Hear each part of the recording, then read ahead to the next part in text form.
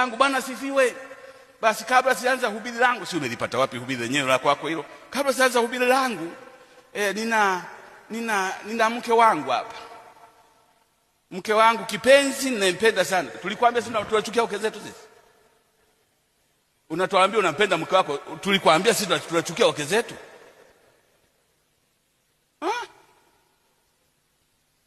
Sasa mke wangu, naomba usimame naye, kwa sababu sasa nitakupatia kufanana naye, naye kichwani ya azimu, naye anasimama nyoso. Sasa ukimwangalia unachanganyikiwa. Ukiangalia mikono iliyokaa unafikiri goalkeeper amekosa kudaka penalty.